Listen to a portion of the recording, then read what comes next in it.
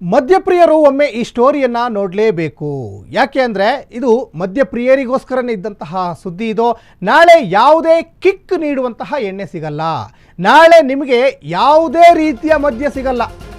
ಸಾಕಷ್ಟು ಜನ ಮದ್ಯಪ್ರಿಯರು ಇದ್ದೇ ಇರ್ತಾರೆ. ಹಾಗಾಗಿ ನಾಳೆ ಎಲ್ಲಾದರೂ ನೀವು ವೈನ್ ಸ್ಟೋರಿಗೋ ಬಾರ್ ಆ್ಯಂಡ್ ರೆಸ್ಟೋರೆಂಟಿಗೋ ಹೋದರೆ ಈ ಎಣ್ಣೆ ಸಿಗಲ್ಲ. ಅದರಲ್ಲೂ ಮುಖ್ಯವಾಗಿ ನಿಮಗೆ ಯಾವುದೇ ಮಾದರಿಯ ಎಣ್ಣೆ ಸಿಗಲ್ಲ ಅಂತ ಗೊತ್ತಾಗ್ತಾ ಇದೆ. ಹಾಗಾಗಿ ಸರ್ಕಾರದ ವಿರುದ್ಧ ಒಂದು ಕಡೆ ಮದ್ಯ ವ್ಯಾಪಾರಿಗಳು ಸಿಡಿದೆದ್ದಿದ್ದಾರೆ. ಇಲ್ಲಿ ಗ್ರಾಹಕರು ಸಿಡಿದೆದ್ದಿಲ್ಲ. ಗ್ರಾಹಕರು ಪಾಪ ನೀವು ಬೆಲೆ ಜಾಸ್ತಿ ಮಾಡಿ ಸ್ವಲ್ಪ ಮನಸ್ಸೊಳಗಡೆ ಶಾಪ ಹಾಕ್ಕೊಂಡು ಅವರು ಖರೀದಿ ಮಾಡ್ತಾನೆ ಇರ್ತಾರೆ. ಆದರೆ ಇಲ್ಲಿ ಆಗಿರೋದು ಅನ್ಯಾಯ ಯಾರಿಗೆ ಅಂದರೆ ಮದ್ಯ ವ್ಯಾಪಾರಿಗಳಿಗೆ, ಅಬಕಾರಿ ವ್ಯಾಪಾರಿಗಳೇನಿದ್ದಾರಲ್ಲ ಅವರಿಗೆ. ಅಬಕಾರಿ ಸಚಿವರು ಹಾಗೂ ಅಧಿಕಾರಿಗಳಿಂದ ನಿತ್ಯ ಕಿರುಕುಳ ಆಗ್ತಾ ಇದೆ. ಇಲಾಖೆಯಲ್ಲಿ ಕೋಟಿ ಕೋಟಿ ಹಣಕ್ಕೆ ಡಿಮ್ಯಾಂಡ್ ಮಾಡ್ತಾ ಇದ್ದಾರೆ. ಒಂದು ಬಾರ್ ಆ್ಯಂಡ್ ರೆಸ್ಟೋರೆಂಟ್ ವೈನ್ ಸ್ಟೋರನ್ನು ರಿನ್ಯೂವಲ್ ಮಾಡಬೇಕಂದ್ರೂ ಕೂಡ ನೀವು ಡಿಮ್ಯಾಂಡ್ ಇಡ್ತಾ ಇದ್ದೀರಾ ಅಬಕಾರಿ ಇಲಾಖೆಯಿಂದ. ಇದು ಮದ್ಯ ವ್ಯಾಪಾರಿಗಳ ಅಳಲು. ಇದು ಸಾಕಷ್ಟು ವರ್ಷಗಳಿಂದನೂ ಕೂಡ ಅಳಲು ಬರ್ತಾ ಇದೆ. ರಾಜ್ಯವ್ಯಾಪಿ ಮುಷ್ಕರಕ್ಕೆ ಈಗಾಗಲೇ ಮದ್ಯ ವ್ಯಾಪಾರಿಗಳು ಕರೆ ಕೊಟ್ಟಿದ್ದಾರೆ. ಸರ್ಕಾರಕ್ಕೆ ಬುದ್ಧಿ ಕಲಿಸಲೇಬೇಕು ಅಂತ ಮದ್ಯ ಮಾರಾಟವನ್ನು ಬಂದ್ ಮಾಡಿ ಇಡೀ ರಾಜ್ಯವ್ಯಾಪಿ ಮುಷ್ಕರಕ್ಕೆ ಕರೆ ಕೊಟ್ಟಿದ್ದಾರೆ ಮದ್ಯ ವ್ಯಾಪಾರಿಗಳು.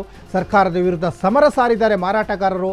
ಒಂದು ದಿನ ಮಾರಾಟ ನಿಂತರೆ ಸರ್ಕಾರಕ್ಕೆ ಕೋಟಿ ಕೋಟಿ ನಷ್ಟ ಅನ್ನುವಂಥದ್ದು ಸರ್ಕಾರದ ಗಮನಕ್ಕೂ ಕೂಡ ಗೊತ್ತಿದೆ. ಯಥೇಚ್ಛವಾಗಿ ಸರ್ಕಾರದ ಬೊಕ್ಕಸ ತುಂಬ್ತಾ ಇರುವಂತಹ ಇಲಾಖೆ ಅಂದರೆ ಅದು ಅಬಕಾರಿ ಇಲಾಖೆನೇ.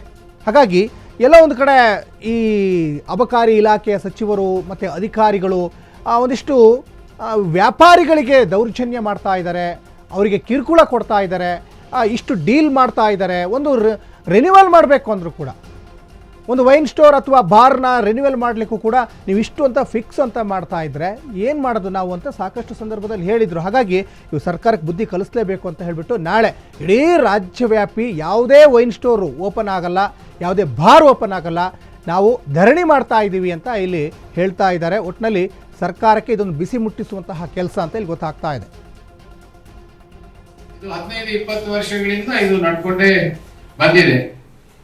ಇದು ಎಲ್ರಿಗೂ ಗೊತ್ತಿದ್ದದು. ಇದು ಎಲ್ಲ ಸಚಿವರ ಕಾಲದಲ್ಲಿ ಇದು ನಡೆದಿದೆ ಅನ್ನುವಂಥದ್ದು ಗೊತ್ತಿದೆ. ಆದ್ರೆ ಒಂದು ಎಕ್ಸೆಪ್ಷನ್ ಸನ್ಮಾನ್ಯ ಸತೀಶ್ ಜಾರಕಿಹೊಳಿ ಅವರು, ಅವರ ಕಾಲದಲ್ಲಿ ಒಂದು ಮಾತ್ರ ಇದು ನಡೆಯಲಿಲ್ಲ. ಬಿಟ್ರೆ ಹಿಂದೆ ಎಂ ನಾರಾಯಣ ಅವರು ಇರುವಂತಹ ಕಾಲದಲ್ಲಿ ಅದು ಇರಲೇ ಇಲ್ಲ. ಅದರ ನಂತರ ಈಗ ಒಂದು 2007-8 ಈ ಕಡೆಯಿಂದ ಬಂದಂತ ಎಲ್ಲ ಸಚಿವರುಗಳ ಕಾಲದಲ್ಲಿ ಇದು ನಡೆದಂತ ವಿಚಾರವೇ. ಅದು ಎಲ್ರಿಗೂ ಗೊತ್ತಿದೆ, ಅದು ಗೊತ್ತಿದ್ದಂತ ವಿಷಯ, ಕಟು ಸತ್ಯ ಅದು. ಸೊ ಆದ್ರೆ ಹಿಂದಿನ ಸಚಿವರ ಕಾಲದಲ್ಲಿ ಇದು ಉಲ್ಬಣವಾಗಿದ್ದಂತಹ ಒಂದು ಈ ಸಮಸ್ಯೆ ಈಗ ತೀವ್ರ ಉಲ್ಬಣ ಆಗಿದೆ. ಇದರಿಂದ ನಮ್ಮ ಲೈಸೆನ್ಸುದಾರರಿಗೆ ತೊಂದರೆ ಆಗ್ತಾ ಇದೆ. ಇದು 15-20 ವರ್ಷಗಳಿಂದ ಇದು ನಡ್ಕೊಂಡೇ ಬಂದಿದೆ. ಇದು ಎಲ್ರಿಗೂ ಗೊತ್ತಿದ್ದದು. ಇದು ಎಲ್ಲ ಸಚಿವರ ಕಾಲದಲ್ಲಿ ಇದು ನಡೆದಿದೆ ಅನ್ನುವಂಥದ್ದು ಗೊತ್ತಿದೆ.